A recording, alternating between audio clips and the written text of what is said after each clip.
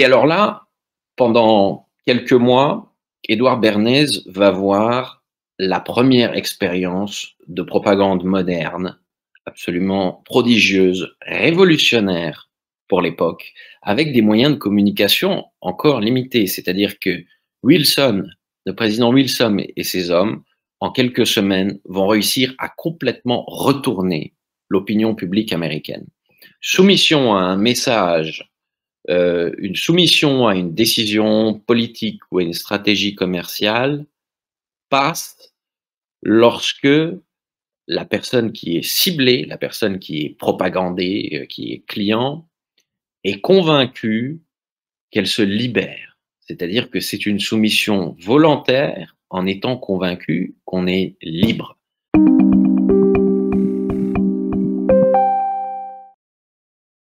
Bonjour à tous, je vous remercie d'être ici présent. Je reçois Yann Caspar pour son ouvrage Édouard Bernays, l'homme qui murmurait à l'oreille des foules. Bonsoir. Comment allez-vous? Tout va très bien et bonne fête de l'Europe à tous. Oh, wow, ça commence bien. Le 9 mai. Eh bien. Très bonne fête à tous. Effectivement, dans un cercle souverainiste, ça se fête très dignement. Ne tuez personne, s'il vous plaît. Vous êtes juriste, traducteur, analyste politique et journaliste. Vous vivez en Hongrie. Vous êtes un spécialiste de l'Europe centrale et orientale. Et nous allons commencer immédiatement dans le dur en vous posant une question pour faciliter la compréhension. Mais qui est Édouard Bernays?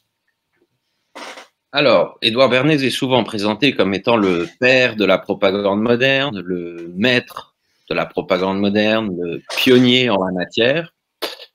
Alors, c'est en grande partie vrai, même si c'est un mystificateur. Il a vécu 104 ans, donc quand on vit très longtemps, ça permet un peu d'embellir la réalité, puisqu'on enterre ses concurrents. En réalité, il y a eu un certain nombre de personnes qui ont eu un rôle au moins aussi important que le sien, mais il a su forger sa légende, étant donné qu'il a vécu plus d'un siècle. Alors, il est né en 1891 à Vienne, dans une famille de la bourgeoisie juive.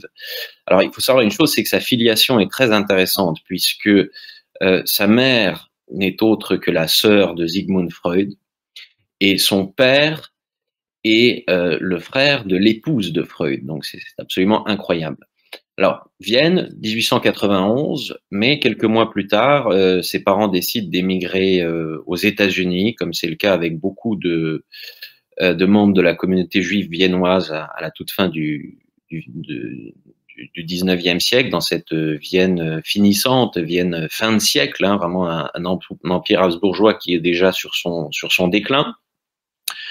Son père, à New York, à la fin du 19e siècle, a une carrière de commerçant en grains. Donc, Édouard Bernays grandit dans une famille dans une bonne famille de la bourgeoisie new-yorkaise.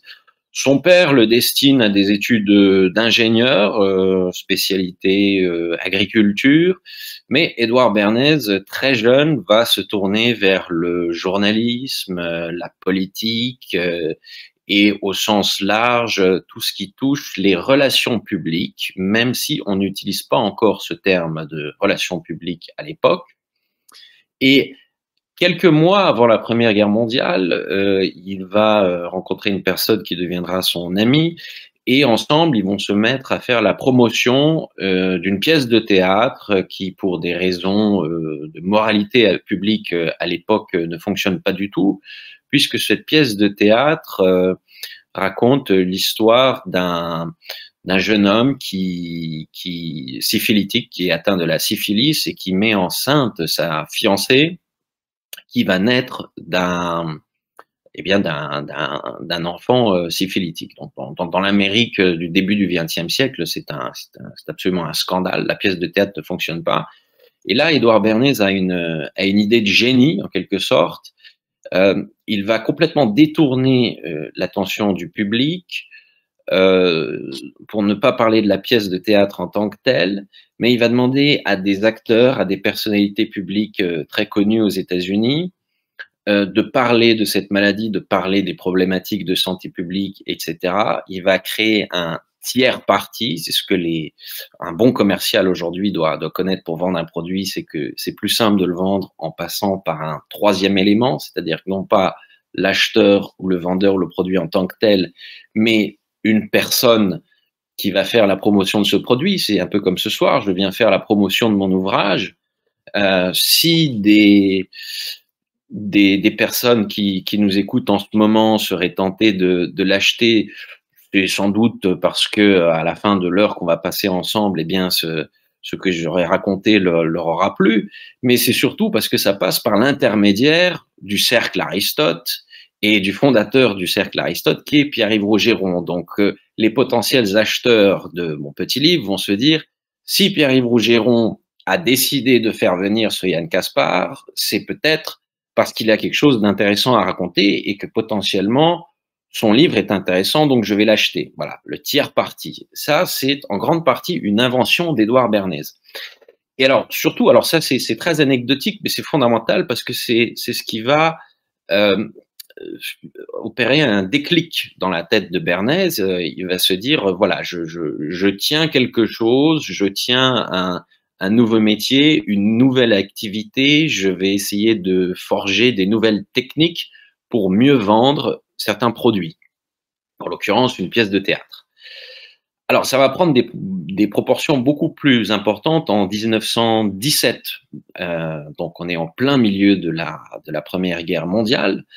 Édouard Bernays est très bien introduit dans les cercles de journalistes, dans les cercles politiques aux États-Unis. Alors, il faut savoir une chose concernant les États-Unis et la Première Guerre mondiale, c'est que le président Wilson, en 1917, est réélu sur un message de manière massive, réélu contre le candidat républicain, sur un message complètement pacifiste. C'est-à-dire qu'il va expliquer aux Américains, pour les convaincre de le réélire, que ce conflit se déroule sur le sol européen, ce n'est pas notre affaire, il faut qu'on reste en dehors de ce conflit.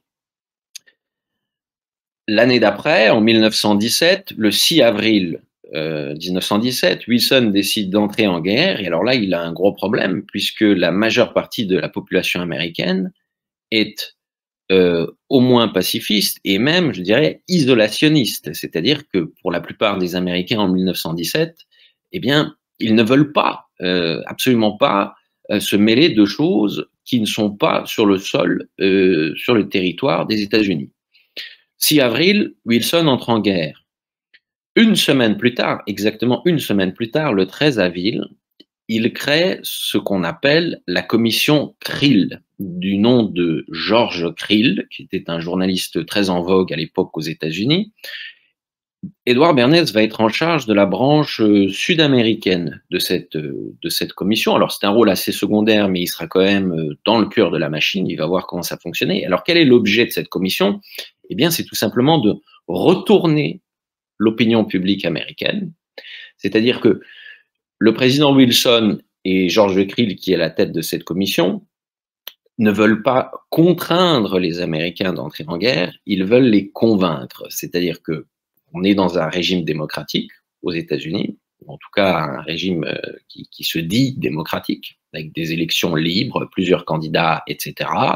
Il n'y a pas de répression, il n'y a pas de prisonniers politiques ou ce genre de choses. C'est un régime très horizontal, très doux en quelque sorte pour l'époque. Donc il veut convaincre, il veut fabriquer le consentement. La fabrique du consentement, c'est un terme ensuite qui a été utilisé par Walter Lippmann, qui était un concurrent et un acolyte aussi d'Édouard Bernays, journaliste américain. Et alors là, pendant quelques mois, Édouard Bernays va voir la première expérience de propagande moderne, absolument prodigieuse, révolutionnaire pour l'époque, avec des moyens de communication encore limités. C'est-à-dire que Wilson, le président Wilson et ses hommes, en quelques semaines, vont réussir à complètement retourner l'opinion publique américaine. Donc on a sans arrêt des articles de presse, des messages qui passent par la radio à l'époque, des discours sur la place publique, ce qu'on a appelé les 4 Minutes Men, donc des hommes qui tiennent sur tout le territoire américain, sur les places centrales des grandes et moyennes villes, sur la place d'une petite bourgade, un discours de 4 minutes pour expliquer que les Allemands sont des gens affreux, etc. Et il faut absolument les battre sur le sol américain et que l'Amérique sera plus prospère si on envoie des soldats américains sur le continent européen pour sauver l'Europe, pour sauver la démocratie, etc., etc. Ça marche, ça fonctionne. Le grand gagnant de la Première Guerre mondiale, eh bien, ce sont les États-Unis. C'est d'ailleurs, j'en parle dans le livre, le point de bascule, le passage vraiment quasiment, disons, sans retour. On est encore plein dedans là. Je sais qu'au Cercle Aristote, vous êtes très friand des ouvrages de Régis Debray. Il faut se plonger dans Régis Debray, et c'est que je cite d'ailleurs dans mon ouvrage. C'est parfaitement clair. Le lendemain de la Première Guerre mondiale, c'est la prise du pouvoir au niveau mondial des États-Unis d'Amérique, c'est-à-dire c'est la fin officielle, actée du vieux monde européen et le triomphe de la grande démocratie américaine, le triomphe de l'image sur l'écrit, le triomphe du fluide sur le solide, et ce genre de choses. Édouard Bernays voit tout ça.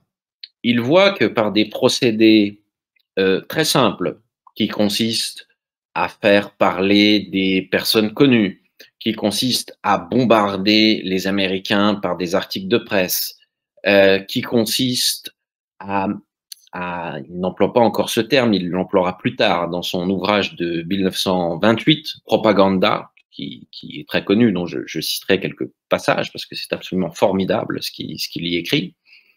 Il va comprendre que, sans contrainte, en envoyant des messages, en jouant sur les désirs, sur les passions, en éliminant tout ce qui concerne la raison raisonnante, l'individu qui fait cheminer sa pensée, qui tente d'avoir un libre arbitre, en mettant les gens dans une foule et en procédant à un certain nombre de stimulations sur cette foule, eh bien, on peut orienter cette foule dans un certain sens. On peut l'influencer de telle manière à ce qu'elle consente, sans s'en rendre compte, à une décision qui est prise par le pouvoir politique. Alors, il voit tout ça, ensuite il est envoyé à la conférence de paix 1919-1920 à Paris et aux alentours de Paris. Et à son retour d'Europe, il fonde à New York un cabinet de conseil en relations publiques. Et alors là, c'est le début de sa grande carrière qu'il va en réalité mener jusqu'à la fin de ses jours. En réalité, cet homme a balayé tout le XXe siècle. C'est-à-dire qu'il a connu les 2 guerres mondiales, il a connu la grande crise de 29, il a connu la guerre froide, dans laquelle il a aussi eu un rôle. Par exemple, je fais un saut de quelques décennies, en 1954, en tant que conseiller en relations publiques, il est en affaires avec la United Fruit of Company pour des contrats au Guatemala. En 1954, le président Guzman est élu démocratiquement et il menace de se rapprocher de l'Union soviétique et d'opérer à une réforme de la distribution des terres. Alors évidemment, pour le commerce de fruits et légumes de la United Fruit Company, c'est une catastrophe. Eh bien là, pareil, qu'est-ce que Bernays va faire? Dénigrer les communistes guatémaltèques, dénigrer l'ogre rouge, et la population américaine et les Guatémaltèques vont intégrer tout cela, mais là, ça ira plus loin, c'est-à-dire qu'ils vont employer des moyens encore plus musclés, c'est-à-dire que cette opération de propagande au milieu des années 50 au Guatemala, dans laquelle Édouard Bernays a joué un rôle direct, en cheville avec ses clients du monde des affaires américains et aussi la CIA, Une guerre civile d'à peu près 40 ans va s'en suivre. Il y a eu des dizaines de milliers de morts au Guatemala. C'était absolument horrible, à un tel point que le président Bill Clinton, je crois au milieu des années 90, s'est excusé auprès du gouvernement guatémaltèque pour l'action absolument désastreuse des États-Unis sur quasiment, en réalité, un demi-siècle. Et voilà, la politique qui a été menée, la politique d'influence et de retournement de l'opinion, le financement de groupes armés contre un gouvernement démocratiquement élu, contre lequel on peut ne pas être d'accord, hein, ça n'est pas la question, mais de facto, l'action directe d'Edouard Bernays, de la United Fruit Company et de la CIA, des services américains, ont laissé place à un bain de sang qui a duré plusieurs décennies au Guatemala. Donc voilà, vous voyez, si vous voulez, un peu le tableau d'Edouard Bernays. Ensuite, il a laissé son nom aussi à des grandes affaires commerciales. C'est par exemple lui, en partie lui, parce que c'était un grand, encore une fois, il savait manipuler l'opinion, mais manipuler aussi l'opinion de tous ceux qui jugeront, dont il savait qu'ils allaient plus tard juger son œuvre. Par exemple, c'est sur la couverture du livre, on a une publicité pour la marque de cigarettes Lucky Strike. Pourquoi? Puisque Edouard Bernays est en partie à l'origine du tabagisme féminin. C'est-à-dire qu'à la fin des années 20, aux États-Unis, le tabagisme féminin n'est pas très répandu encore. Donc évidemment, pour la Lucky Strike, une grande compagnie qui vend des cigarettes, hein, encore aujourd'hui, Edouard Bernays a pour client la Lucky Strike, et on lui demande de résoudre ce problème. C'est-à-dire qu'il y a, grosso modo, une personne sur deux qui potentiellement est réticente à acheter des cigarettes. Les hommes fument beaucoup, alors que les femmes fument très peu. Et alors là, c'est absolument formidable l'histoire du tabagisme féminin et du rôle de Bernays, c'est-à-dire qu'il va mettre en place des techniques qu'on peut retrouver aujourd'hui, et j'espère vraiment qu'on aura l'occasion de remettre au goût du jour toutes ces techniques, parce que c'est d'ailleurs ça qui m'a conduit à écrire ce petit ouvrage, parce que par rapport à tout ce qui se passe depuis mars 2020, mais aussi le retour de la guerre et son lot de propagande depuis plus d'1 an, en réalité, on peut comprendre tout ce qu'on nous inflige en lisant Bernays, en s'intéressant à son œuvre et en s'intéressant à ses exploits, à ses coups de génie. Fin des années 20, il commande des études à des médecins en leur demandant bien d'expliquer que la cigarette fait maigrir. Donc les femmes veulent maigrir. Un argument pour le tabagisme. L'autorité des médecins, le tiers parti. Alors évidemment, ça, je pense que ça vous rappelle quelque chose, n'est-ce pas? C'est-à-dire qu'il ne vend pas le produit en tant que tel. Il met en avant un tiers parti qui a une autorité dans le paysage médiatique et dans le paysage politique, le médecin. Ça, c'est le premier point. Et deuxième point, il fait aussi appel à des psychanalystes, notamment la personne qui est en charge à l'époque de la publication en langue anglaise et de la vente de l'œuvre de Freud aux États-Unis, donc Freud, son oncle, hein, avec qui Edouard Bernays correspond, qui vont lui expliquer que la cigarette est un symbole phallique. C'est-à-dire, c'est l'affirmation d'une virilité. Donc, une femme qui décide de s'afficher cigarette au bec, elle se révolte contre son mari. Et ça, c'est un autre élément absolument fondamental pour comprendre Bernays. C'est-à-dire que des produits sont vendus. Soumission à un message, une soumission à une décision politique ou à une stratégie commerciale passe lorsque la personne qui est ciblée, la personne qui est propagandée, qui est client, est convaincue qu'elle se libère. C'est-à-dire que c'est une soumission volontaire en étant convaincue qu'on est libre. La femme qui fume Et là aussi, il fait appel à des mannequins de Vogue à l'époque qui, à la Pâques 1929, ont défilé dans les rues de New York. Il y aura des photos qui seront. Ça, Bernet a exagéré un peu le rôle de ce happening, mais ça a véritablement existé. Des mannequins de Vogue, des très belles femmes avec des beaux chapeaux, les cigarettes.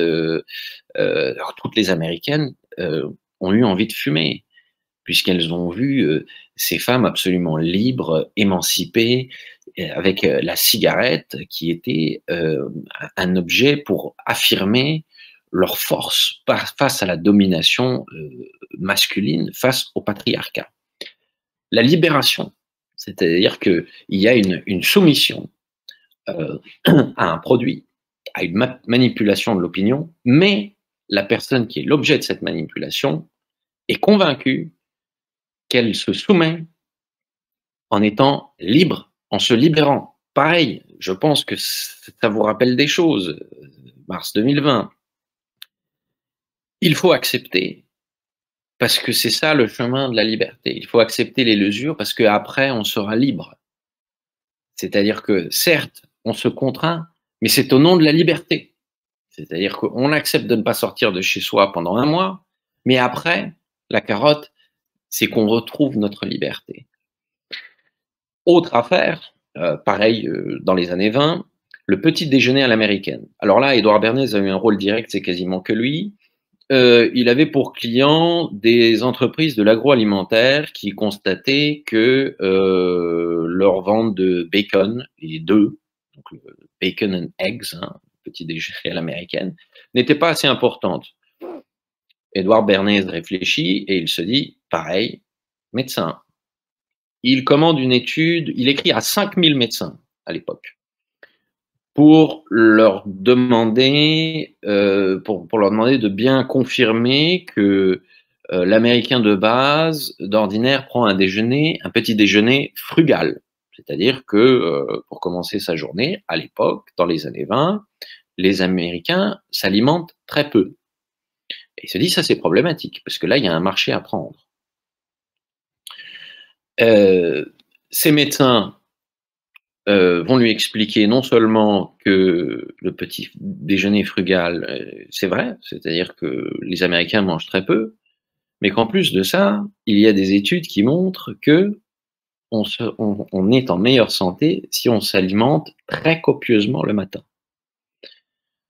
Il publie, il a beaucoup de relations dans la presse, il publie dans la presse, dans les grands journaux, dans les magazines, des comptes rendus de ses études, avec des photos de médecins avec leur blouse blanche, leur stéthoscope. La ménagère américaine va voir ça et elle se dit, ben voilà, pour que mes enfants soient en forme, pour que mon mari ait plus de force, j'ai plus de force, il faut qu'on se gave de bacon et de bon matin. En quelques semaines, les ventes de bacon et d'œufs s'envolent. Voilà. C'est sans doute un des plus grands coups de génie de Bernays où il était directement impliqué. C'est le petit déjeuner à l'américaine qui existe toujours encore aujourd'hui. Grâce à l'autorité du médecin et à la ménagère américaine qui va lire ça dans les magazines, ces études qui ont été bidonnées ou non. Moi, je ne suis pas spécialiste de la question. J'ignore s'il est bon de s'alimenter copieusement le matin ou pas. Et ça passe complètement au second plan. En quelques semaines, il va changer les mentalités.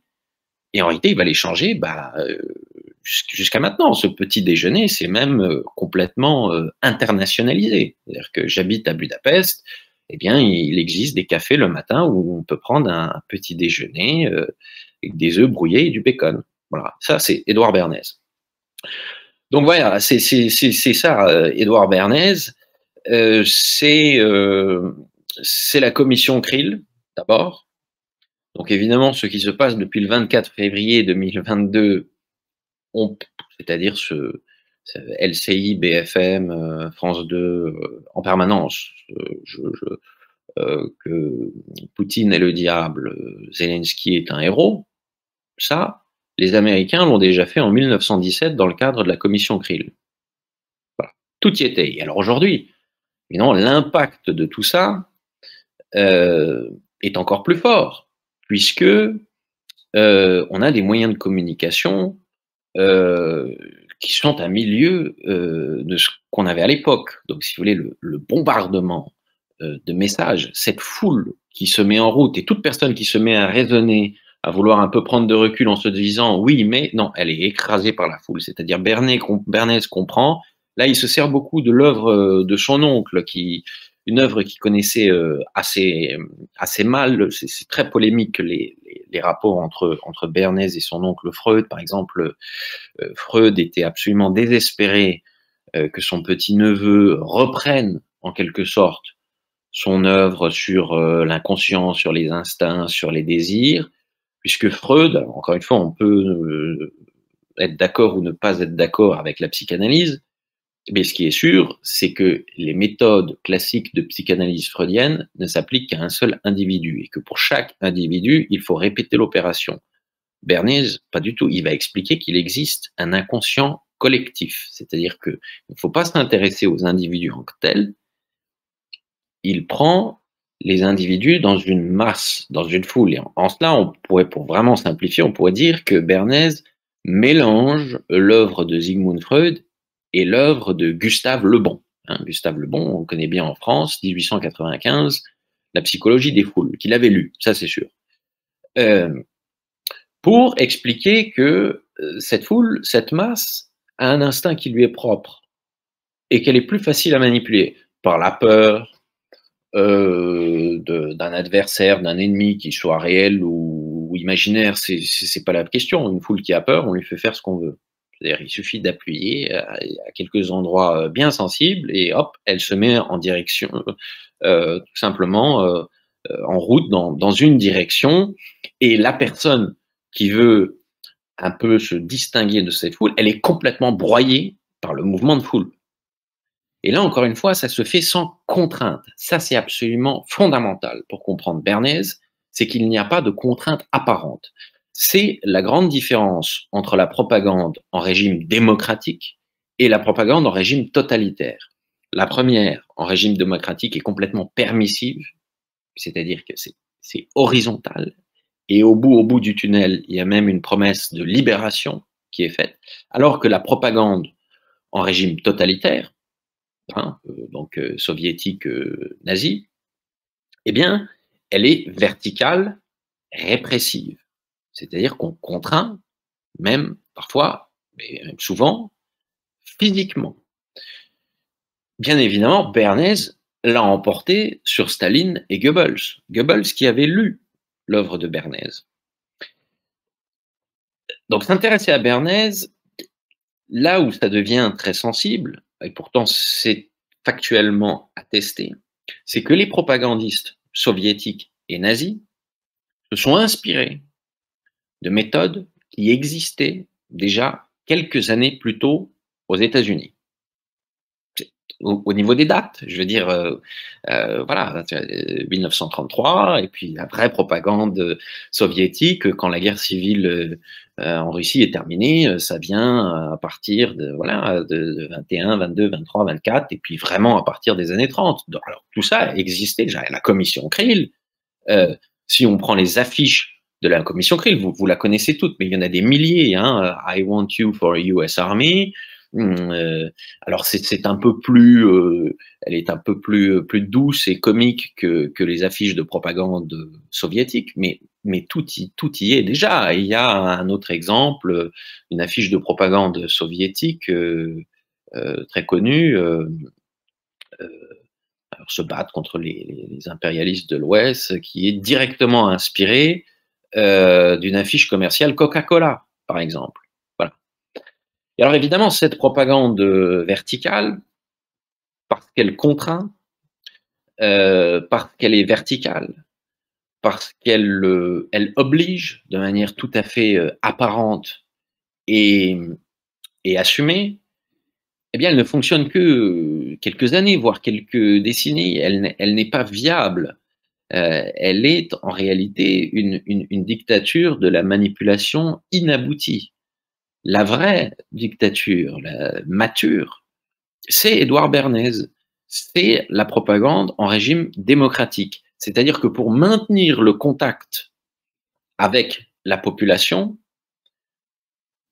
dans le cadre même d'un régime parlementaire où il faut des majorités, eh bien, il faut, lorsqu'on prend une décision politique, il faut que cette décision soit soutenue de manière majoritaire par la population. Et ça nécessite qu'on le veuille ou non, de la propagande. Aujourd'hui, on appellerait ça de la communication, etc.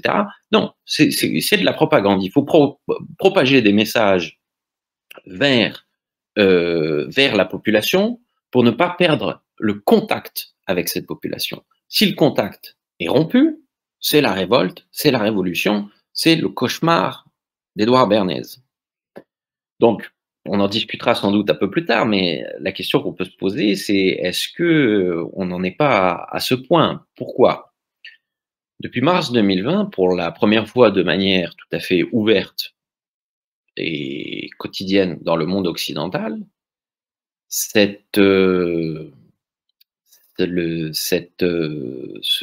contact avec la population a été obtenu par des mesures de contrainte, des mesures ouvertement et de manière tout à fait, les personnes qui gouvernaient le reconnaissaient, par de la contrainte et des mesures liberticides.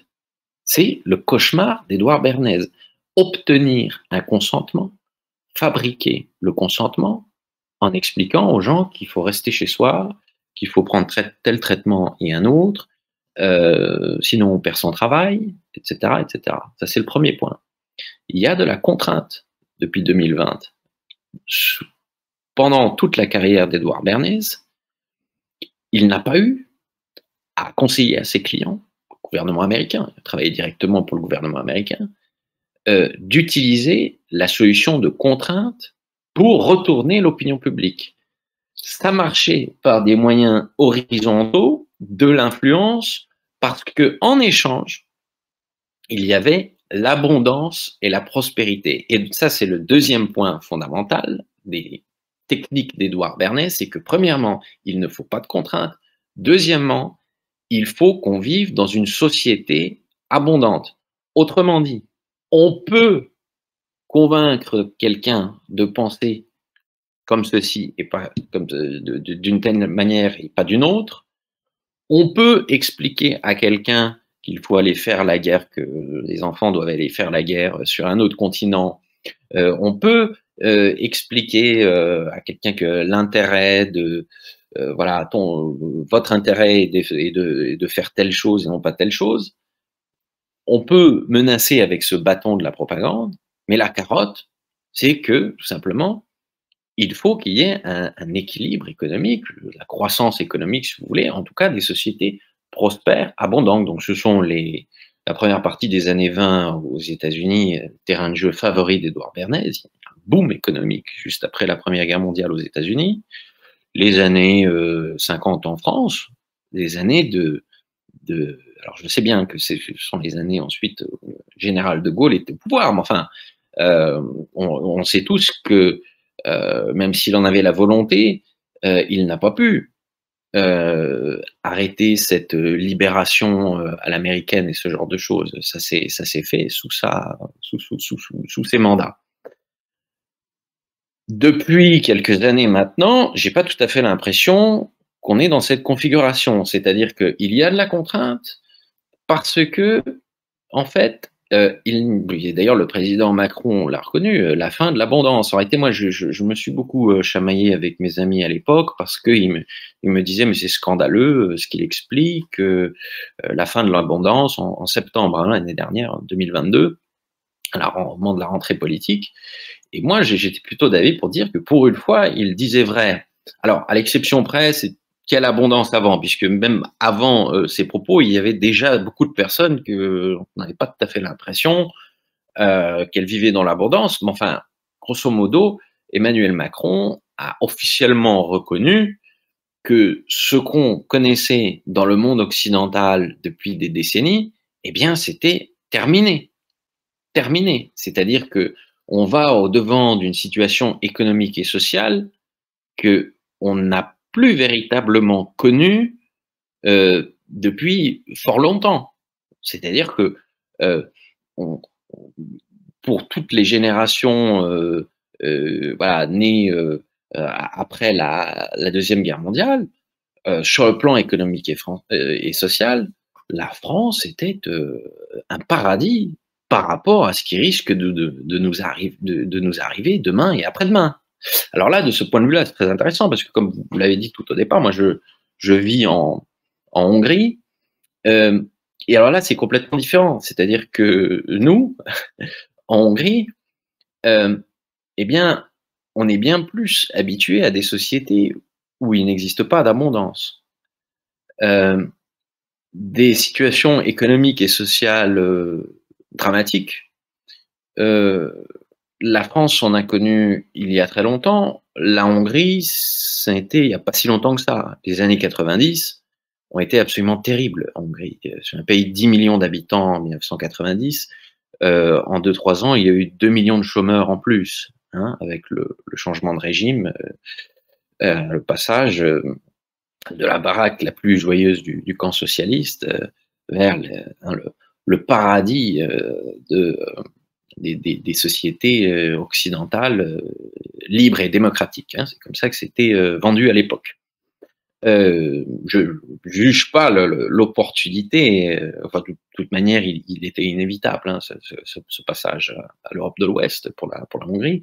Mais il faut savoir que la première partie des années 90, donc c'est pas si longtemps que ça, hein, c'était terrible sur le plan économique.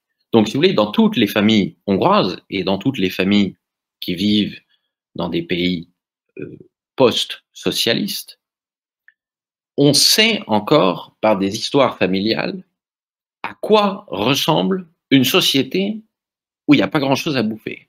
Hein, je m'exprime très grossièrement. En France, on ne sait pas. On ne sait pas. On ne sait pas. Et c'est pour ça que les Hongrois, en mars 2020, ont été bien moins perméables à toute la propagande sanitaire qui a été déroulée à l'époque que les Français, par exemple. Parce que pour eux, en réalité, c'était en quelque sorte un retour à la normale. Retour à la normale, je m'explique.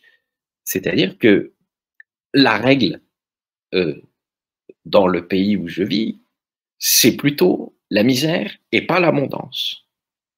De ce point de vue, la période Orban 2010 et 2020 est une exception assez intéressante dans l'histoire de la Hongrie, puisque c'est une décennie au cours de laquelle il y a eu un véritable développement économique et social par rapport aux années 90, pour ne même pas parler des années 50 en Hongrie, qui étaient absolument horribles. Donc en fait, retour à la normale, avec une nouvelle propagande officielle. Voilà, à l'époque, il fallait défendre le prolétariat. Personne n'y croyait. Hein. Je veux dire, je connais, je fréquente au quotidien des gens qui ont connu la période de la Hongrie socialiste à partir des années 60, enfin, après 56, mais surtout à partir des années 60, c'était une blague. Personne n'était communiste. Mais c'était comme ça. C'est-à-dire qu'on avait sans arrêt cette propagande qui n'était pas si verticale que ça, hein, parce qu'à partir des années 60, la Hongrie, par exemple, c'est pas comme en Pologne, ça n'est pas très dur comme régime. Je ne veux pas dire que ce régime avait beaucoup de défauts, hein, c'est pas ce que j'ai dit, mais c'est pas pour rien qu'on dit que la Hongrie était la baraque la plus joyeuse. On s'habituait au quotidien à ce qu'il y ait une propagande dont personne n'était dupe. Et en fait, à partir de mars 2020, eh bien c'est pareil. C'est pareil, c'est-à-dire qu'il faut à peine quelques semaines pour que les Hongrois qui ont connu, alors ce qui est intéressant, c'est que c'était plutôt les anciens, les gens très âgés qui avaient connu l'époque d'avant et qui se sont dit, bon ben, ça me dit quelque chose. Quand ils commencent à nous parler comme ça, c'est-à-dire ça recommence.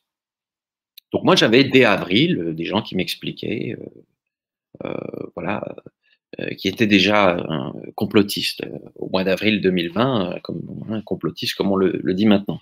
En France, j'ai l'impression que ça a mis plus de temps. Pourquoi? Parce que les Français se sont dit non, ce genre de choses, c'est-à-dire nous imposer des choses qu'on ne veut pas, ça n'est pas possible. C'est-à-dire si le pouvoir politique prend des décisions si fortes, il le fait forcément pour notre bien. Voilà.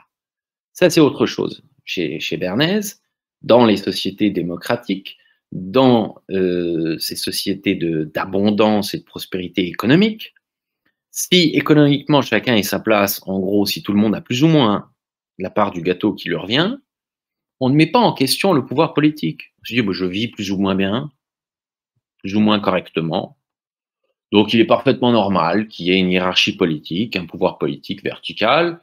Il y a des décisions qui sont prises. Moi, tant que je suis bien, tant que j'ai du travail, on ne peut pas me mentir.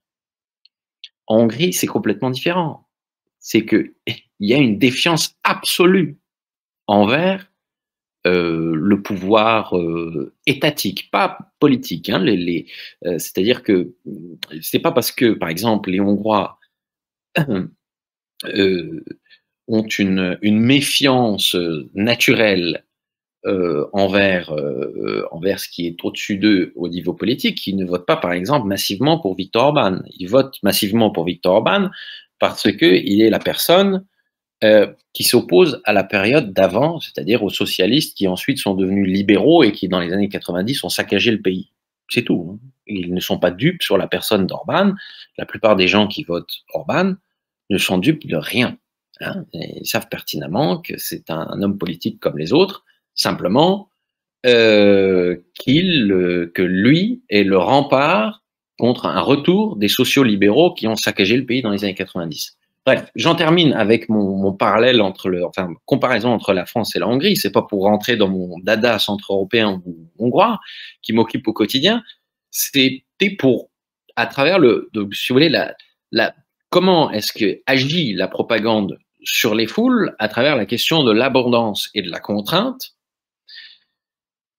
Abondance qui n'existe plus depuis quelques années, ou en tout cas pas sous la forme telle qu'on l'a connue, mettons depuis début des années 50 en France. Hein, société de consommation, économie qui tourne, industrie, ce genre de choses, tout ça c'est terminé. Et contrainte, oui, je veux dire, par rapport à la Russie soviétique des années 60, on peut dire ce qu'on veut. La France était un pays libre, je veux dire même sous Giscard d'Estaing, qu'on n'aime pas trop au cercle Aristote. C'est libre. Tout ça se termine, on arrive au mur, et c'est ça qui m'a convaincu d'écrire cet ouvrage. C'est de là qu'est venue l'idée, et il y a d'ailleurs tout un chapitre qui est consacré à ces questions sanitaires, la guerre. Aussi, je m'intéresse aussi à la question de l'immigration. Ça, je le fais pourquoi? Parce que, en général, les personnes qui s'intéressent à Bernays le font plutôt sous l'angle de la propagande américaine, c'est-à-dire qu'on a plutôt affaire à des gens, des milieux fort sympathiques d'ailleurs, mais la gauche altermondialiste, tiers-mondiste, vous voyez, le monde diplomatique, la gauche qui nous est sympathique. Mais évidemment, quand il s'agit des mesures sanitaires, entre guillemets, ou les questions de l'immigration, à gauche, il n'y a plus personne, hein, c'est clair. Donc il y a tout un chapitre là-dessus. Je prends l'œuvre et les méthodes concrètes, pratiques de Bernays, et je les applique à ce qui se passe depuis quelques années pour un peu, si vous voulez, faire la lumière sur les mécanismes qui ont permis de véritablement, en mars 2020, faire un coup de force qui, de mon point de vue, dont on va payer les pots cassés encore très longtemps, mais qui n'a pas fonctionné. Hein. Une fois, ensuite 2 fois, et puis à la fin, ça devenait limite comique. On est arrivé quand même au café debout, hein, dans les restaurants. Je ne sais pas si vous vous en souvenez, aux plages dynamiques, c'est-à-dire qu'on avait le droit d'aller à la plage, mais il fallait être en mouvement sur les plages. Donc si vous voulez, là, je veux dire, Bernays aurait pris ses clics et ses claques, et il aurait arrêté, parce que c'est un aveu d'échec complet. Quand on en arrive à l'espresso debout, ça veut dire qu'on ne sait plus quoi faire. On n'arrive plus à convaincre. Donc voilà comment s'articule un peu l'ouvrage qu'on présente ce soir, hein, la vie et l'œuvre d'Édouard Bernays, ses grands coups, j'en ai résumé quelques-uns, Lucky Strike, le petit déjeuner, la commission CRI, le Guatemala, et la dernière partie qui, de mon point de vue, est la plus intéressante, où là, je pense qu'en langue française, le travail n'a pas encore été fait, qui, voilà, remettre sur la table tout ce que Bernays a produit au XXe siècle, pour essayer un peu de décortiquer ce qui se passe depuis... aux États-Unis, ça a commencé plus tôt, hein, vous vous souvenez du Patriot Act, là aussi, lourd de sens et de symboles. Pour défendre la liberté, il faut contraindre. Aveu d'échec, total.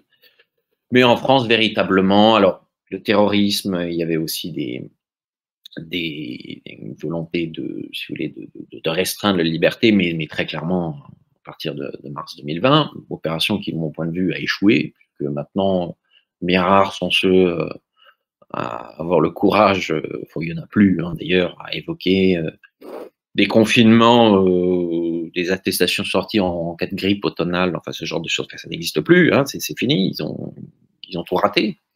Mais il y a la propagande de guerre, hein, très claire, mais là aussi, jusqu'à quand ça va tenir? Parce que convaincre les membres de la classe moyenne française qui sont en voie de déclassement que leur niveau de vie, leurs fameuses valeurs, hein, les valeurs de la République, ou que sais-je encore, la liberté des Français, doit être défendue en soutenant le régime de M. Zelensky, je ne crois pas que ça va passer. Alors attention, ça ne veut pas dire qu'il n'y a pas de propagande dans l'autre sens. Elle est assez marginale par rapport à voilà, au message pro-ukrainien. Il y a en France aussi une propagande pro-russe. Je crois que Pierre-Yves Rougeron récemment a demandé à ses auditeurs de faire très attention sur cette question. Moi, je m'inscris parfaitement là-dedans, parce que, encore une fois, en tant qu'Hongrois, j'ai la prétention de penser que je fréquente les Russes d'un peu plus près que la plupart des Français. Ça ne veut pas dire que j'ai quoi que ce soit contre eux. Je dis simplement attention à la propagande pro-russe en France. Pierre-Yves Rougeron a rappelé récemment, je disais tout à l'heure, qu'il ne fallait pas voir dans cette guerre une guerre de civilisation. C'est-à-dire que non, Vladimir Poutine n'est pas notre ami. Non, ça n'est pas une guerre entre les dégénérés et le monde conservateur. En Russie, il y a des taux de divorce, d'avortement, de suicide, d'alcoolisme, etc., plus élevés qu'en France. Plus élevés qu'en France. Donc, non, tout ça n'est pas vrai. Donc, la propagande pro-russe en France reste assez marginale, mais il faut s'en méfier aussi. Mais évidemment, le grand malentendu à lever, alors là, s'intéresser à la commission Krill, Édouard Bernays, 1917-1918, les méthodes qui ont été mises en place pendant quelques mois, faire en sorte que les Américains ne soient plus non plus isolationnistes, mais pro-guerre, c'est ce qui s'est passé. Oui, effectivement. C'est-à-dire que on peut, en s'appuyant sur Bernays, sur ses méthodes de fabrique du consentement, de manipulation de l'opinion, comprendre que la plupart des intervenants, voilà, les généraux de plateau, hein, les médecins de plateau, maintenant il y a les généraux de plateau, eh bien, sont là pour nous bourrer le mou. Et du coup, il y a tout un travail si vous voulez, d'autodéfense intellectuelle à faire quand on a affaire à ces gens. Il faut être très très méfiant, parce qu'évidemment là, qu'est-ce qui est utilisé comme technique? C'est de dire que si on commence à dire oui mais Zelensky il est quand même, tout de suite on a du sang de petits Ukrainiens sur les mains. C'est ça la menace. Comme avant, comme dans l'épisode sanitaire. Ah non, tu portes ton masque comme ça, tu veux pas un chien, donc tu veux tuer les vieux, ou tu veux tuer ton voisin, ton prochain, ce genre de choses. Voilà, c'est pareil.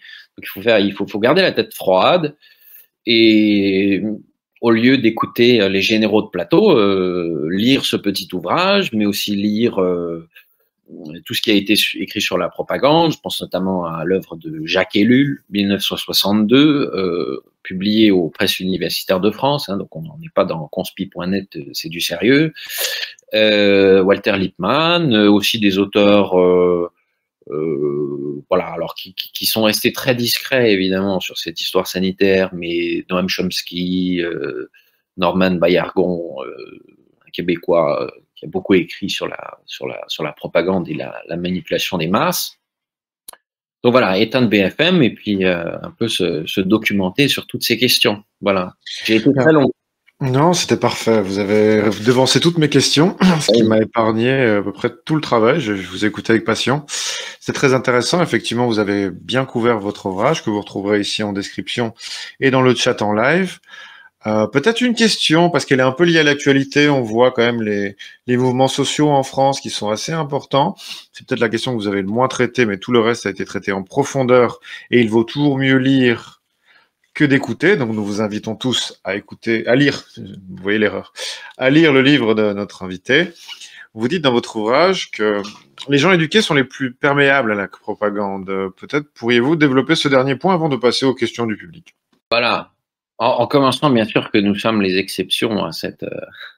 Non, bon, évidemment, j'ai déjà fait 2-3 émissions pour présenter cet ouvrage où j'ai développé ce point et il y a eu quelques, enfin, je sais pas, c'était pas majoritaire, quelques commentaires, hein, des gens qui disaient mais comment, moi non, c'est pas vrai. J'ai des amis qui n'étaient pas éduqués, qui n'ont rien compris. J'en connais d'autres qui avaient moult diplômes et qui avaient tout compris depuis le début. Bon. Alors là, on est plus dans, si vous voulez, dans la sociologie. Et dit sociologie, et des groupes, il faut raisonner par système, par catégorie, donc des tendances. Donc évidemment, je suis pas en train de, je vais pas maintenant expliquer que aller à l'université, faire de longues études est quelque chose de bête. C'est pas du tout mon propos. Je dis juste que, et en cela, je m'appuie sur deux choses, c'est-à-dire un passage de Propaganda d'Edouard Bernays où il y a un chapitre sur l'éducation où il explique que ces techniques, ces méthodes fonctionnent si la population est éduquée. Pourquoi ? Parce que quelqu'un qui est illettré, analphabète, n'a pas de contact avec le monde de l'information et donc ne peut pas être manipulé. Un peu plus tard, Jacques Ellul, je reviens 1962, dans son ouvrage qui s'appelle Propagande au pluriel, va beaucoup plus loin, où il explique que le niveau d'éducation est une condition fondamentale de la propagande. Pourquoi ? Parce qu'en réalité, la personne qui est très éduquée ingurgite beaucoup plus d'informations, est capable de traiter, d'ingurgiter plus d'informations que la personne qui n'est pas éduquée. Et donc ensuite, pour donner une réponse à un problème qui lui est posé, il va être obligé de simplifier au maximum. Donc elle a une quantité d'informations très complexe à agencer, qu'elle a emmagasiné, et quand elle la régurgite, c'est très simple. Donc la réponse devient très grossière. Tandis qu'une personne qui n'a pas un niveau d'études élevé, qui ingurgite très peu d'informations, sa réponse à un problème va être plus sèche, plus sauvage. En réalité, bien plus que le niveau d'éducation, pour être plus exact, c'est la quantité d'informations emmagasinées qui compte. Alors évidemment, il y a un parallèle entre les deux, mais pas toujours. Alors, je m'explique, pourquoi pas toujours ? Parce que par exemple, alors ça on l'a parfaitement vu dans cette histoire sanitaire. Enfin, je pense que là-dessus, très bon, je pense pour porter à coudrer. Il y a même des sondages qui expliquent là-dessus sur les taux de comment on appelle ça de d'acceptation du super V, hein, quand on va appeler ça comme ça pour pas tomber sous les foudres des algorithmes, taux d'acceptation, d'injection qui est plus élevé chez les personnes. Voilà, plus le niveau de diplôme est élevé, plus on a accepté ces thérapies, ce traitement. Et à l'inverse, plus on descend, plus on était réticent à accepter. Alors, il n'y a pas que le niveau d'études, comme je disais, il y a le niveau d'information, c'est-à-dire il y a des parallèles très nets en termes d'acceptation de la propagande et de la manipulation, ou susceptible d'être manipulé, par exemple chez universitaires, beaucoup d'informations. Retraité, qui est devant BFM TV toute la journée, beaucoup d'informations. Jeune urbain, hyper connecté. Et là, qu'est-ce que vous avez? Vous avez les trois mamelles du macronisme, en réalité. Et c'est pas forcément le niveau d'études, c'est le niveau d'information ingurgité. Beaucoup d'informations. Moi, j'avais des personnes, en mars-avril 2020, des gens très très bien éduqués, très bien élevés, des avocats, des biologistes, etc. Voilà, moi je vis en plein centre-ville de Budapest, donc forcément je fréquente mon milieu. C'est-à-dire oui, il y a plutôt de gens diplômés dans le quartier où j'habite que de gens qui ne sont pas diplômés, qui m'envoyaient des études, des graphiques, et ceux qui me disaient sans arrêt, oui, mais c'est plus compliqué que ça. Je dis, oui, bon, d'accord, très bien, pourquoi pas. Alors je lisais au début, puis après ça m'agaçait. Puis à côté de ça, j'avais mon plombier qui m'a rendu visite pour un problème de dégâts des eaux début avril, qui lui évidemment n'avait pas lu tous ces graphiques, toutes ces études. Et quand je lui demandais ce qu'il pensait de toute cette affaire-là, il me disait que pour lui, ça n'avait strictement aucune importance, parce que ce qui comptait pour lui, c'était de bouffer. Voilà. Donc lui, il n'était pas embarqué dans des histoires de débats entre scientifiques. Il n'avait pas le temps, pas envie, et par ailleurs, même s'il prenait 2 semaines de congé, il aurait été bien incapable de comprendre toutes ces études. Et par ailleurs, la plupart d'entre elles n'étaient pas, par exemple, en hongrois, mais en anglais. Il ne parle pas anglais, le plombier.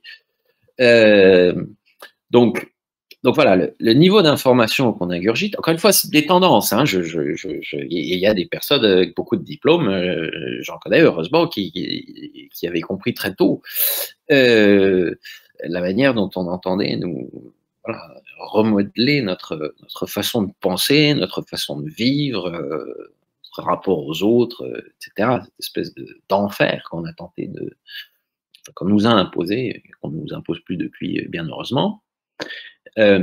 Et dans l'ensemble, c'est ça. Alors, il y a un autre aspect, évidemment, c'est la question pour employer une terminologie bourdieusienne, l'habitus social. C'est-à-dire que lorsqu'on est cadre dans une grande entreprise et qu'on arrive le matin à la machine à café, alors à l'époque pas la machine à café, mais à la réunion Zoom, et qu'on explique qu'on est contre Super V, hein, contre l'injection, contre les confinements, parce que tout ça, c'est des salades, et contre, je sais pas, contre l'immigration, contre l'Union européenne, contre le mariage homosexuel, contre, voilà, je donne des exemples. Hein. On a quand même de bonnes chances de se faire lourder, si vous voulez. Tandis que quand on est plombier, on peut raconter ce qu'on veut. Alors quand on va chez un client dans un quartier chic, si vous voulez, les plombiers savent très bien qu'ils doivent se tenir, hein, ils ne peuvent pas être vulgaires, mais en réalité, ils ont une liberté de parole et de ton, je dirais une façon de vivre. Moi qui viens je viens à l'origine, je suis originaire de l'Est de la France, dans un milieu ouvrier, les mines, je peux vous assurer qu'il y a une liberté de ton, une intelligence et une finesse dans la simplicité de discuter. Alors certes, ça peut paraître un peu parfois grossier, mais en réalité quelque chose qui est beaucoup moins guindé, qui est beaucoup moins polissé, et par conséquent qui correspond beaucoup plus à la liberté, tout simplement, de s'exprimer, que dans les grandes entreprises ou dans les facultés de lettres et tous ces enfers où il faut faire attention à ce qu'on dit. Donc le tri se fait tout seul, si vous voulez. Et c'est ça aussi, cette histoire. La guerre et puis l'histoire sanitaire avant, c'est que tout simplement, pour conserver leur poste fort bien payé dans telle entreprise, il y avait des gens qui avaient compris, mais elles ne pouvaient pas le dire. Alors que le plombier, il pouvait le dire. Voilà, donc c'est ça, niveau d'information et par ailleurs aussi, certains lieux de travail qui acceptent plus le politiquement incorrect que d'autres, c'est-à-dire qu'un professeur d'université, en France, hein, surtout en France, hein, où les facultés sont françaises, sont devenues des véritables cloaques, des Corées du Nord mentales, enfin c'est un enfer. On n'a plus rien de droit de dire quoi que ce soit qui s'écarte de la doxa. Voilà, mettez tous les qualificatifs que vous voudrez, c'est un véritable enfer. Eh bien, tout est correct, convenable, comme on dit dans les cercles bourgeois. Hein, c'est une soirée convenable, ce sont des gens convenables. Alors, ils savent se tenir, quelle belle tenue. Et en réalité, tous ces gens-là se sont comportés comme des lâches. La plupart, ça s'expliquait parce qu'ils ne voulaient pas perdre leur situation très confortable. Tandis que dans des couches plus inférieures, chez les pouilleux, non seulement il me semble qu'on a compris plus vite, mais en plus on n'avait pas peur de dire qu'on avait compris. Voilà. Donc, voilà l'intelligence populaire, la simplicité du bon peuple. Vous avez raison, effectivement, de donner, d'avoir confiance au peuple. Alors une question, les questions sont un peu vont dans tous les sens, hein, mais on donne la place à tout le monde. Une question peut-être assez naïve, peut-être pour une première question c'est sympathique, une question de Ben JP. Est-ce que la calomnie est un moyen de la propagande démocratique? Elle est très vague, mais elle permet une réponse. Faites des réponses brèves, comme ça on donne beaucoup d'espace à beaucoup de questions. Merci beaucoup. La calomnie, c'est-à-dire décrédibiliser quelqu'un Oui. Un exemple. Oui, non, mais en réalité, tout ce qui est bon pour sortir du domaine du rationnel et pour aller sur le terrain de l'émotion et des sentiments, et tout ce qui consiste en des techniques se résumant qui consiste à imprimer un sentiment dont on ne pourra plus se défaire ensuite, c'est-à-dire grosso modo un avis qu'on a sur une personnalité, une réputation, un mot-clé aussi qui est associé à telle personne. Hein. C'est-à-dire si je veux foutre en l'air la carrière de quelqu'un, ben, je vais expliquer qu'il est voilà, le topo habituel, hein, voilà, fasciste, extrême droite, maintenant on a complotiste aussi, je crois, c'est la petite dernière date. Et ensuite, avec les moyens de communication et d'information de nos jours, bah, là, en fait, la calomnie, la diffamation, bon, de notre point de vue, c'est l'insulte, hein, c'est de l'injure. Eh bien, à partir du moment où ça se retrouve sur une plateforme numérique, c'est fini.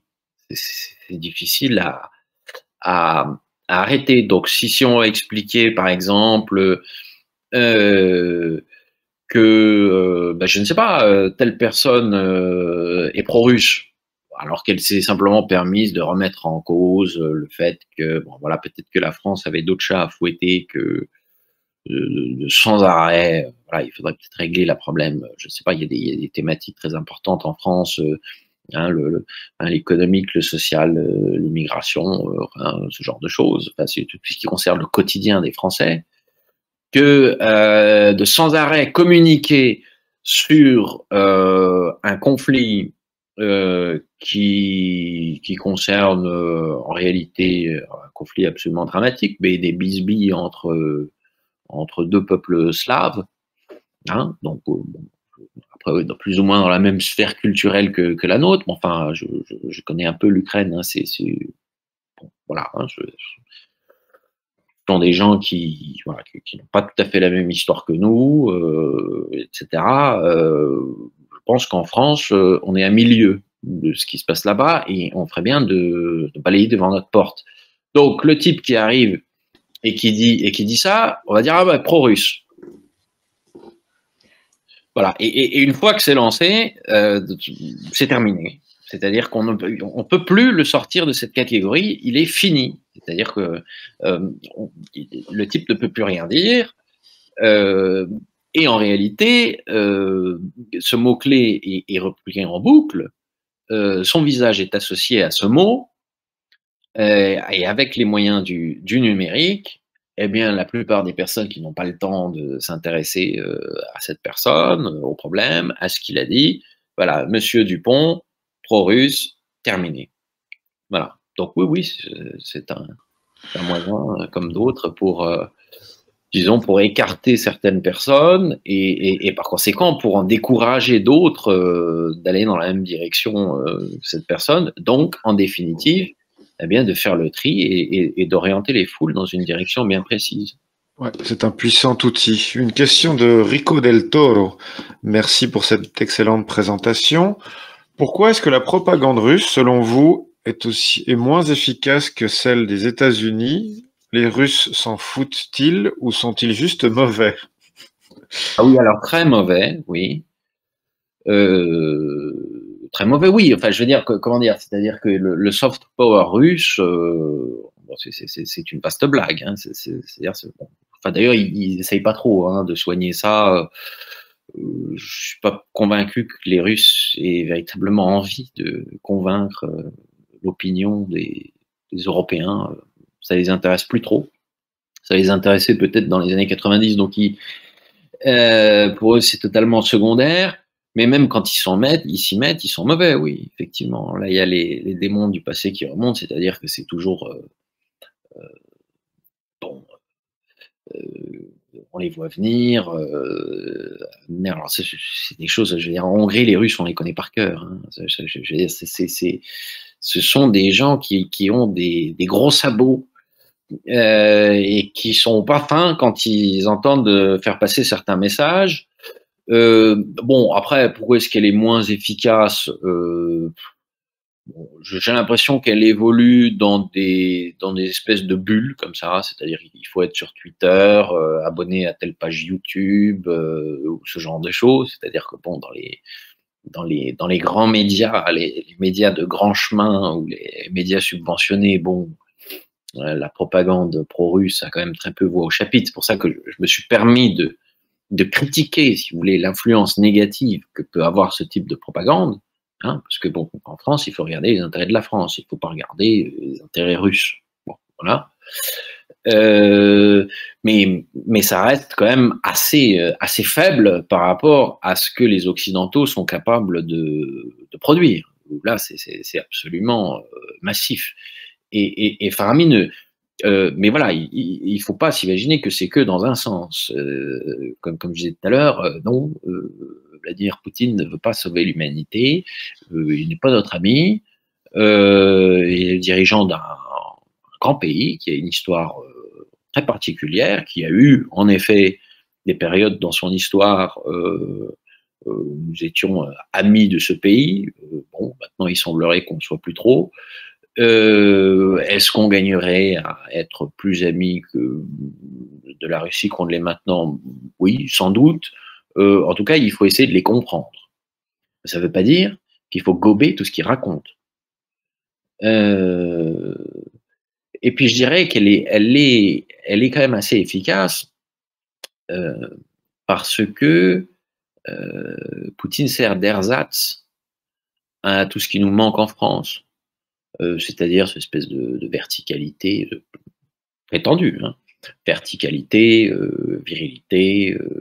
Il mettrait, c'est pas tout à fait vrai quand même, hein, c'est-à-dire que les oligarques, il a passé un pacte avec eux. Il les a pas mis au pas, il a passé un pacte avec les oligarques. C'est différent, il coopère avec eux. Certains disent même que ce sont plutôt, enfin bref, les oligarques qui ont une part du gâteau plus importante, mais au moins ils sont calmes. Satisfait par ce pacte qui a été passé il y a maintenant plus de 20 ans. Ersatz, c'est-à-dire que les femmes russes seraient des vraies femmes. Il n'y a plus de vraies femmes en France.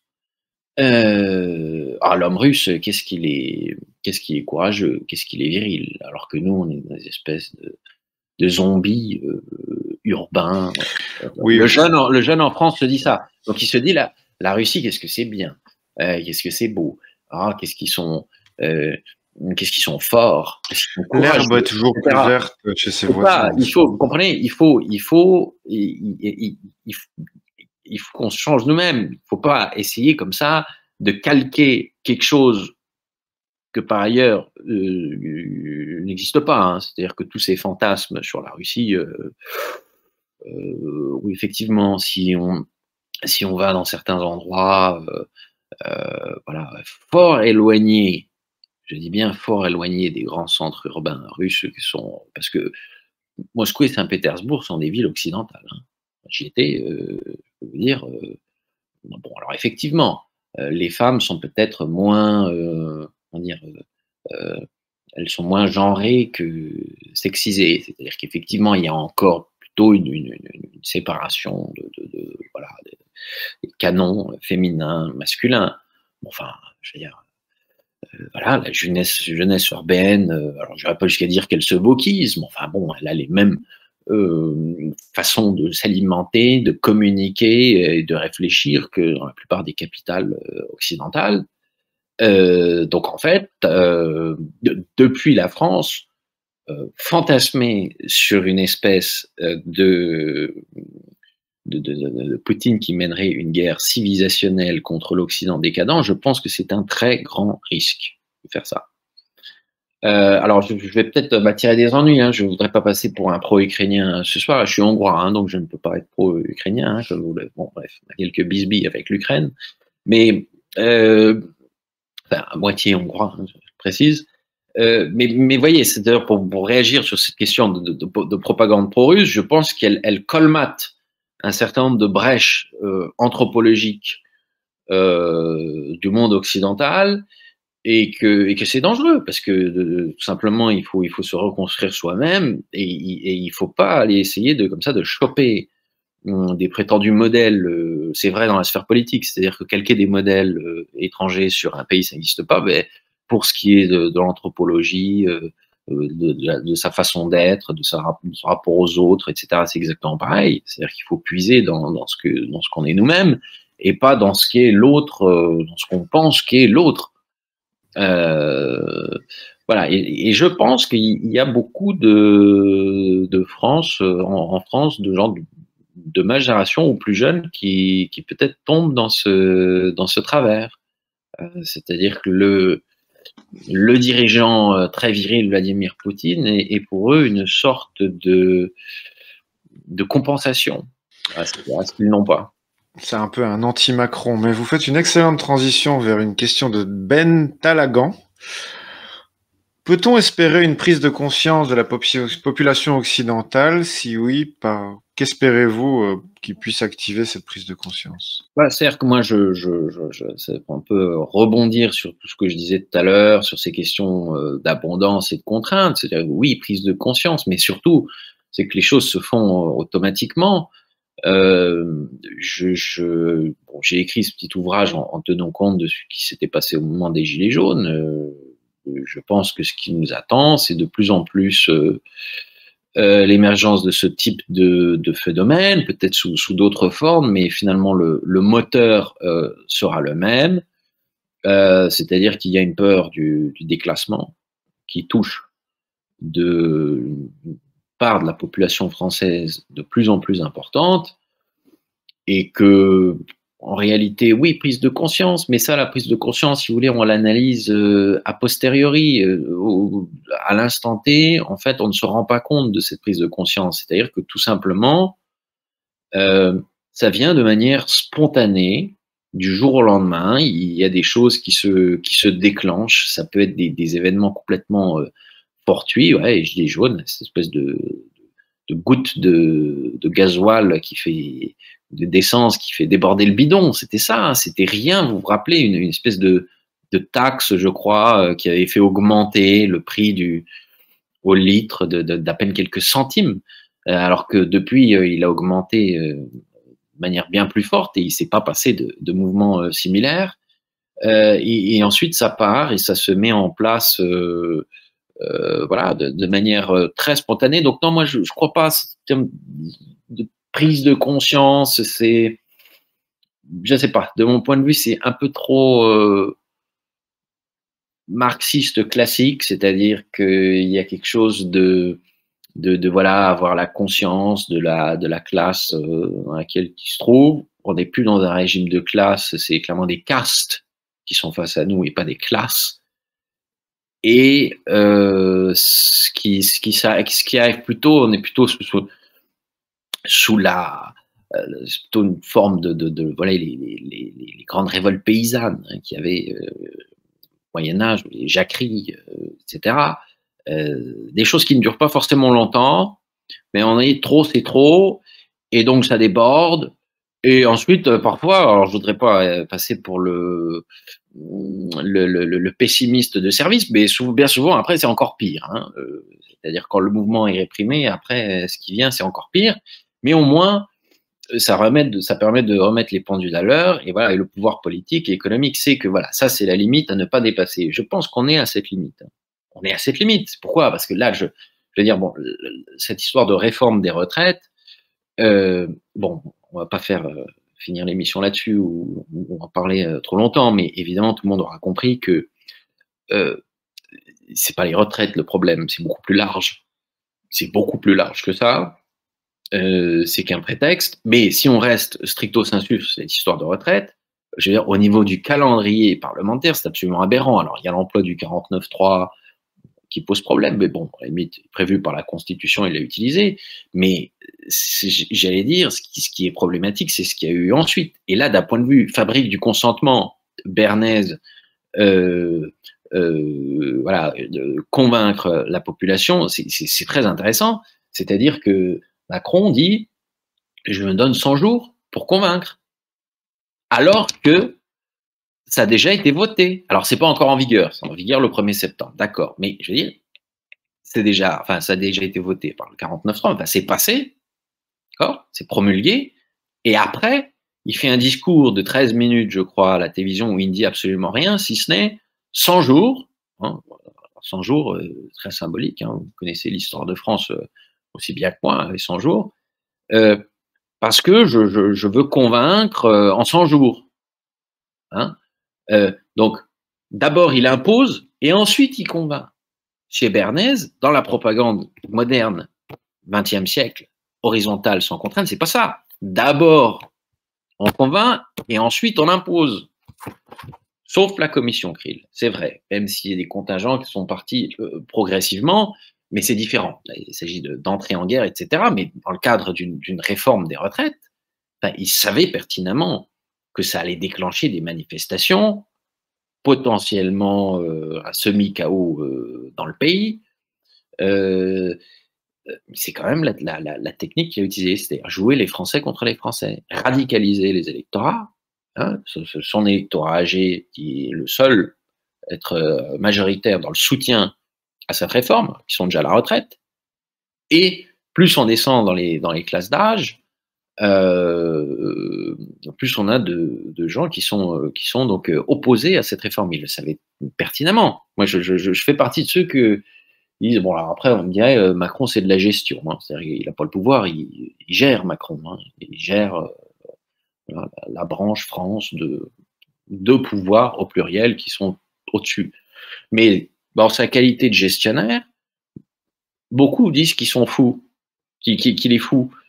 Mais moi, je pense qu'il fait à peu près il sait à peu près ce qu'il fait, c'est-à-dire qu'il joue des catégories, des couches de Français les uns contre les autres, en espérant par la suite, une fois que ce sera bien le bazar, d'arriver avec un discours qui expliquera, voilà, l'ordre c'est moi, donc maintenant tout le monde rentre chez soi et je suis le seul à pouvoir apaiser. Alors c'est risqué, hein. On verra, mais vous voyez ce que je veux dire, c'est-à-dire que il impose sa réforme dans un contexte absolument, c'était tout de même tendu. Et ensuite, il dit, maintenant, je vais convaincre pendant 100 jours. Alors que, traditionnellement, c'est dans l'autre sens que ça se passe. D'abord, on fait adhérer Ce que Walter Lippmann, journaliste contemporain de Bernays, appelait le troupeau de bêtes sauvages, le peuple, c'est-à-dire c'est une masse informe qu'il faut encadrer pour ne pas qu'elle mette un pays à feu et à sang. D'abord, il faut organiser ce troupeau. Organiser le chaos, c'est le titre du premier chapitre de Propaganda, hein, Édouard Bernays, 1928, Organiser le chaos. C'est-à-dire qu'il explique, ce sont ces termes, un gouvernement invisible, les conseillers en relations publiques, hein, c'est ça le gouvernement invisible, il ne faut pas délirer, entrer dans le complot. Donc lui, que l'on ne connaît pas, qui manipule pour donner une cohérence à cette masse désorganisée, organiser le chaos, pour ensuite, une fois que cette foule est mûre, lui imposer des choses. Macron fait l'inverse. Macron fait l'inverse, c'est-à-dire qu'il met le chaos volontairement pour gouverner. Et ça, ça n'est plus bernaysien. C'est quelque chose, voilà, c'est un nouveau type d'ingénierie sociale. Voilà, c'est-à-dire que créer des tensions volontairement. On m'accusera d'être complotiste, dire qu'il y a des gens qui veulent volontairement semer la zizanie en France. Oui, je n'ai pas de problème avec ça, je le dis, oui. Le gouvernement français actuellement joue cette carte. C'est sa dernière carte. C'est sa dernière carte. Ces gens-là ne peuvent plus convaincre une part assez importante de Français sur quoi que ce soit d'autre. On ne va pas pouvoir refaire le coup encore une fois. Même s'il sera réélu, il n'arrivera pas à tenir ou quelque chose va forcément se passer en expliquant que les 13 millions d'électeurs de Marine Le Pen, on ne va pas parler de Marine Le Pen, hein, je dis, sont des fascistes, ils font partie de la peste brune, ça ne marche plus ça. Donc, les tensions pour ensuite jouer la carte du parti de l'ordre. Vous savez, un personnage public français disait « il faut secouer le peuple avant de l'utiliser ». Ah oui. Ça nous fait une excellente transition vers une très belle dernière question de Oui. Périgile, enfin, je ne sais pas comment ça se prononce, qui est assez intéressante. Le personnage semble un peu connaisseur de Bernays. Et il pose la question, est-ce que vous êtes optimiste sur le retour d'une politique bernaysienne, dans le sens où, effectivement, Bernays pensait la propagande comme quelque chose dans un cadre de paix sociale. Pensez-vous que nous puissions retourner vers une utilisation bernaysienne du pouvoir, entre guillemets? Je ne sais pas si le terme est bien choisi. Oui, non, mais je vois très bien en tout cas, visiblement, il semble que la personne qui pose cette question semble d'accord avec moi pour expliquer pour dire qu'on n'est plus dans un cadre stricto sensu bernaysien, c'est-à-dire que le consentement ne peut plus être obtenu parce que il n'y a plus de paix sociale, de cohérence économique, etc. Alors, je pense effectivement que la période qui s'ouvre maintenant va devenir, d'un point de vue des méthodes de communication, des méthodes de gouvernement et donc de répression, la matraque, enfin, la brave M, si vous voulez. C'est symbolique, ça aurait fait, ça aurait ulcéré Bernays. Enfin, vous vous rendez compte, c'est-à-dire qu'on a quand même des vidéos, des images qui servent. Je vis, encore une fois, je reviens, bon, désolé, hein, toujours ce penchant hongrois. Je vis dans un pays dont on explique depuis 10 ans que c'est une dictature, que ce n'est pas un état de droit, que les opposants à l'affreux régime Orban vivent dans la peur et sont persécutés. Nathalie Loiseau a dit il y a quelques jours que les opposants politiques en Hongrie étaient persécutés. Mais je veux dire, les scènes auxquelles on assiste en France, les matraques, les scènes de guerre civile qu'on a vues dans les dernières semaines, c'est quelque chose qui est absolument inimaginable en Hongrie. S'il y avait le 10e de ce qui se passe actuellement en Hongrie, Orban serait traité comme enfin, je veux dire, c'est délirant, c'est complètement délirant. Il faudrait faire toute une émission sur la propagande et toutes les saloperies qui ont été racontées sur la Hongrie depuis quelques années. Ça pourrait être intéressant aussi. Mais voilà, comme l'a dit la personne qui pose la question, ça ne peut pas être éternel. C'est-à-dire que la matraque, l'instabilité sociale, l'instabilité économique, ça ne peut pas durer longtemps. Il faut que la situation se stabilise. Bon, alors moi, de mon point de vue, c'est qu'elle va se stabiliser à un niveau économique qui sera nécessairement plus bas en France que ce que la France a connu au cours de ces dernières décennies, et qu'à terme, en réalité, les Français vont se mettre à accepter l'idée qu'ils ne sont plus une puissance au niveau mondial, et que donc, par conséquent, ils vont accepter d'avoir un niveau et une qualité de vie inférieurs à ce que leurs ascendants, leurs ancêtres ont connu. Et cette stabilité ne pourra pas être obtenue par la matraque. Ça ne fonctionne pas, surtout en France. Ça le sera avec de l'habitude, et aussi sans doute une comparaison avec d'autres pays européens. C'est-à-dire qu'on va expliquer que c'est tout le continent européen qui décline, ce qui est vrai. Et par ailleurs, je conclurai là-dessus. Voilà, il y a 20 ans, quand tous ces pays d'Europe centrale et d'Europe orientale sont rentrés dans l'Union européenne, on leur a expliqué que dans 20 ans, c'est-à-dire là, cette année, ils allaient atteindre le niveau de vie de l'Europe de l'Ouest et bénéficier des libertés que les Européens de l'Ouest bénéficient. En réalité, c'est l'inverse qui s'est passé. Et mars 2020 l'a parfaitement démontré. Les Européens de l'Ouest vont vivre comme les Européens du centre de l'Europe et de l'Est de l'Europe, avec le même niveau de liberté, et grosso modo, ça va prendre du temps, mais ça va s'uniformiser à terme, avec le même niveau de liberté et le même niveau de prospérité, c'est-à-dire, je pense, plus bas que ce qu'ils ont connu au XXe siècle. Et tout cela sera accepté. Voilà. Alors, est-ce qu'il y aura un sursaut, quoi que ce soit? Je le souhaite, je ne sais pas. Mais pour ça, il faudrait que la France se réindustrialise. C'est simple, hein, quand il n'y a pas d'industrie, quand on produit rien, eh ben, on produit rien non plus intellectuellement,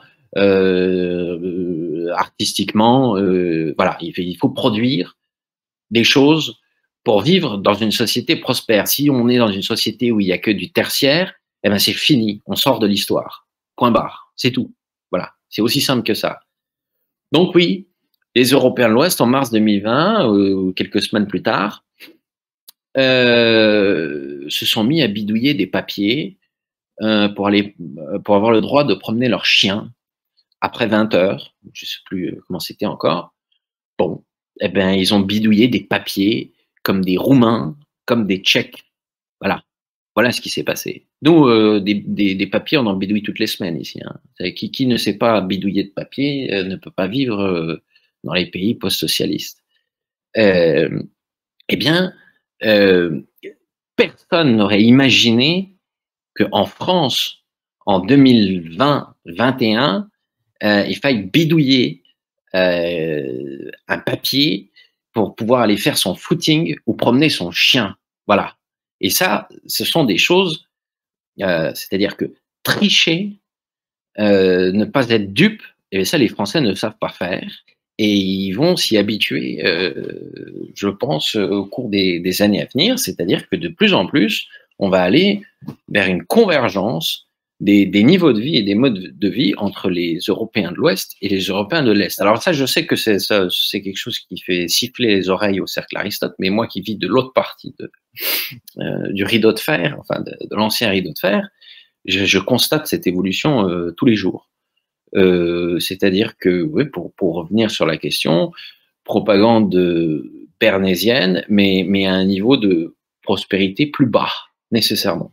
Sauf s'il y a à nouveau voilà, retour d'une vraie politique nationale avec de l'industrie, des vraies politiques publiques qui pensent sur le moyen, sur le long terme, avec une nouvelle génération d'ingénieurs, de scientifiques, une reconfiguration du paysage intellectuel, politique, enfin des choses qui se font sur des générations, des choses qu'essayent sans doute de faire toutes les personnes que nous fréquentons dans différents cercles, dont le cercle Aristote. Mais malheureusement, je terminerai sur une note un peu pessimiste, j'espère que vous m'en voudrez pas, j'ai pas tout à fait l'impression que tout ce que nous faisons suffit. Voilà, la pente n'est pas trop en notre faveur, et ce qui se passe, c'est plutôt le déclin que le sursaut. Bon, après, ça ne veut pas dire qu'il faut forcément en déprimer tous les jours, c'est pas ce que je dis, mais voilà, on évoque souvent cette thématique du déclin en France. J'y ajoute ma petite touche personnelle en disant qu'il y a de plus en plus d'un point de vue économique et social et d'un point de vue du rapport aux libertés, une convergence entre ce que je peux constater dans cette partie de l'Europe avec ce que j'ai vécu pendant longtemps en France. Je pense que c'est plutôt vers ça qu'on s'achemine. Voilà. Donc un des messages, par exemple, ce sera de dire que voilà, ben, en France, il faut faire comme ça parce que ben, en Espagne, ils vivent comme ça, en Tchéquie, ils vivent comme ça. Si eux peuvent vivre de la sorte, nous pouvons aussi vivre de la sorte. Donc peut-être que ça passera. Peut-être pas. S'il se passe quelque chose en Europe, ce sera en France. Ça, j'en suis convaincu. En revanche, il y a de la culture pour se rebiffer, pour s'organiser face à ce genre de situation déplorable. Ça, j'en ai toujours été convaincu. Donc voilà, ce sera la note optimiste. S'il y a des reconfigurations politiques en Europe, je suis certain que ça partira de France. Voilà. En tout cas, pour pouvoir espérer un avenir meilleur, il faut voir la réalité dans les yeux. Vous nous y invitez en nous invitant à réfléchir sur Bernays. Merci, monsieur Caspar. Je rappelle votre ouvrage « Édouard Bernays, l'homme qui murmurait à l'oreille des foules », un ouvrage à lire absolument. Nous espérons peut-être vous recevoir pour un peu plus de Bernays appliqué. On pourra peut-être traiter un peu d'actualité à l'aune de la pensée de Bernays. J'invite tout le monde à commenter, partager et s'abonner, évidemment, pour soutenir nos activités. Un dernier mot pour nos téléspectateurs? Non, ben, merci de m'avoir invité. Effectivement, pour se donner rendez-vous prochaine fois pour une émission un peu plus d'actualité, parce que là on a consacré, je pense que c'était important de parler d'Édouard Bernays au XXe siècle, mais par la suite faire quelque chose de plus actuel, ça pourrait m'intéresser aussi. Donc merci à vous et bravo surtout pour tout ce que vous faites, votre régularité, votre travail acharné. Voilà. Un grand merci et nous remercions surtout les spectateurs pour leur audition et leur attention. Merci à tous, une excellente soirée. Chers camarades, si tu veux plus de contenu, de réinformation, d'éducation populaire et de formation intellectuelle, n'hésite pas à faire un don sur notre page Tipeee.